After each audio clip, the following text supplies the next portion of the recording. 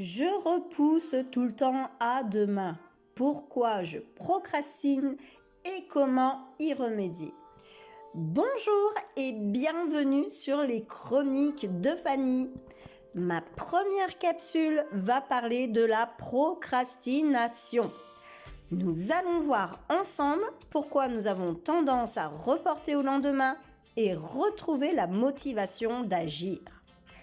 Avant de commencer, je vous invite à vous abonner, à appuyer sur la petite cloche de notification et à liker la vidéo. Je partage avec vous des solutions pour améliorer votre quotidien basées sur mes expériences et mes recherches. Alors n'hésitez pas à partager et à commenter cette vidéo, car plus nous serons nombreux, plus nous trouverons du soutien pour avancer. Pourquoi sommes-nous des retardataires chroniques ? Eh bien, l'être humain fonctionne ainsi. Notre cerveau a besoin de dopamine pour se sentir bien. La dopamine, c'est l'hormone de la satisfaction immédiate. Et l'être humain va favoriser cette hormone. Mais ce n'est pas tout. Nous avons aussi un capital volonté. Mais attention, il est limité. La volonté est comme un muscle, on peut l'entraîner à faire toujours plus, mais c'est comme le sport, il faut respecter les temps de repos, sinon c'est la déprime totale. Par exemple, lorsque nous rentrons le soir après une longue journée de travail, il est bien plus facile et bien plus agréable de se commander une bonne pizza, plutôt que de passer 1 heure à cuisiner, sans compter qu'il faudra mettre la table, la débarrasser et nettoyer la vaisselle. Vous voyez, toutes ces actions de tous les jours deviennent contraignantes suivant notre niveau d'énergie. Le procrastinateur ira même emprunter sur son temps d'obligation, d'engagement, voire sur sa santé pour avoir sa dose de dopamine. Franchement, si votre journée a été pourrie, et ça arrive plus souvent qu'on ne le pense, même moi, je procrastine. J'ai un grand besoin de réconfort qui est l'urgence du moment. Alors, pas d'hésitation ni de remords, on pense à soi. Et si vous êtes la seule à penser ça, eh bien tant pis pour les autres, ils n'ont qu'à se remettre en question. Vous n'êtes pas une feignasse, seulement une personne qui ose s'aimer et se respecte. Ne procrastinez pas sur vos besoins. Posez-vous et récupérez. Vous serez bien plus productive après. Combien de fois vous êtes-vous retenu d'aller aux toilettes pour finir ce que vous aviez commencé? Que ce soit par plaisir ou par obligation, d'ailleurs. Et si vous me partagiez ça dans les commentaires? Vous savez quoi? Je ne suis pas vraiment étonnée de constater que la plupart des Français achètent sur Internet ou jouent sur leur portable assis sur le trône. Petite confidence entre nous, moi j'adore jouer sur mon portable. Et alors? Personne n'est parfait, je prends ma dose de dopamine. Ça me donne une idée. Je crois que je vais faire une pancarte à accrocher sur la poignée de porte des toilettes. Je peux pas, j'ai dopamine. Après tout, c'est le seul endroit de paix si vous vivez en famille. Quoique, même le chien est couché derrière la porte. Bon, reprenons notre sérieux. Si vous êtes haut potentiel, multipotentiel ou surdoué, votre cerveau fonctionne différemment. Dès le réveil, il passe à l'action. Parfois même la nuit, il déborde d'idées. D'où le besoin de se reposer régulièrement. Cette fâcheuse tendance de vouloir toujours améliorer votre quotidien et de créer de la dopamine est essentielle pour vous. Mais si votre capital volonté n'est pas respecté, alors vous provoquez la tendance à procrastiner. Et vous vous retrouvez à agir dans l'urgence, vous culpabilisez, vous vous dévalorisez et vous vous remettez en question. Au résultat, la source de dopamine est éphémère, voire superficielle, et vous vous retrouvez débordé, énervé et fatigué. Alors, comment y remédier? Eh bien, tout de suite après le générique.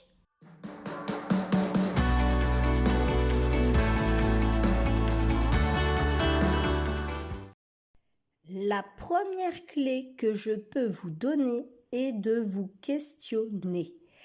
Pourquoi vous n'arrivez pas à accomplir votre action? Est-ce trop difficile pour vous? Si vous n'avez pas les connaissances nécessaires pour le faire, forcément, ça prend du temps pour apprendre. Donc, vous procrastinez. Est-ce que la tâche est trop longue? Si vous n'avez ni le matériel ni le temps adéquat pour réaliser cette action, vous abandonnez aussi. Est-ce que l'action ne vous procure aucun plaisir? Qui aime payer ses factures? Moi aussi, j'avoue, je reporte. Jusqu'à se retrouver dans l'urgence et on panique. Donc, on programme. Peut-être qu'elle ne vous concerne pas et qu'on vous l'impose. Si on vous dit que c'est important de bien s'alimenter mais que vous n'aimez pas cuisiner, qu'est-ce que vous faites? Ben oui, on attend le dernier moment et on fait du vite fait. Est-ce que vous êtes dans la dynamique d'accomplir cette action? Si vous aviez prévu de repasser votre linge qui s'est accumulé depuis plusieurs jours, mais que vous êtes malade, qu'est-ce qui va se passer? Vous procrastinez. Est-ce que c'est le bon moment pour vous d'agir? Si c'est votre jour de repos et que les corvées ménagères vous font de l'œil, mais que vous avez une forte envie de vernir vos ongles, vous faites quoi? Je n'ai pas entendu. Ah oui, ok.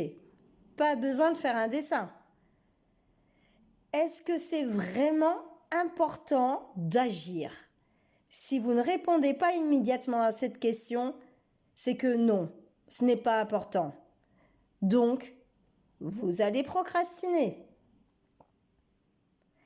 Et si on se questionnait plutôt sur nos besoins réels? Une maison toujours rangée? Une maison toujours propre? Des finances toujours stables? Ne plus être dans l'urgence? Ne plus avoir peur d'oublier? Ciblez vos besoins réels, car toutes ces questions servent à viser votre source de satisfaction immédiate. N'hésitez pas à partager. La deuxième clé est de connaître vos outils de travail et de vous équiper. En soi, c'est assez simple. Voici une petite liste pour vous aider. Un agenda pour noter vos rendez-vous professionnels. Des post-it pour décharger votre tête. Une to-do list pour prioriser vos actions. J'essaierai de vous faire une vidéo d'ailleurs sur comment faire une to-do list efficace. Un calendrier familial pour informer et impliquer sa famille. Un bullet journal. Des applications connectées pour déléguer. Des fiches menus hebdomadaires pour préparer ses courses.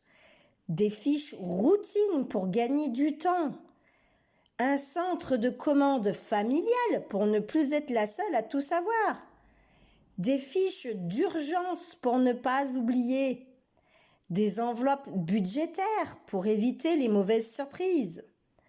Des classeurs pour un accès rapide. De bons rangements pour éviter le bazar. Un super équipement de nettoyage pour ne plus vous épuiser.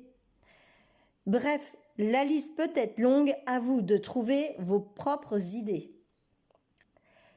Quand vous aurez réalisé quels sont vos besoins et comment obtenir satisfaction de vos actions, il n'y aura plus de procrastination. Si toutefois vous continuez à procrastiner systématiquement sur les mêmes tâches, c'est le signe qu'elles doivent être éliminées ou déléguées. Mais soyez raisonnable, hein? On ne procrastine pas sur les factures à payer, hein? On s'autodiscipline quand même. Ne vous surchargez pas. 1 à 2 actions par jour. N'oubliez pas nos 50% d'imprévus journalières et acceptez de prendre du temps pour vous. Vos besoins réels doivent prendre en compte vos états émotionnels.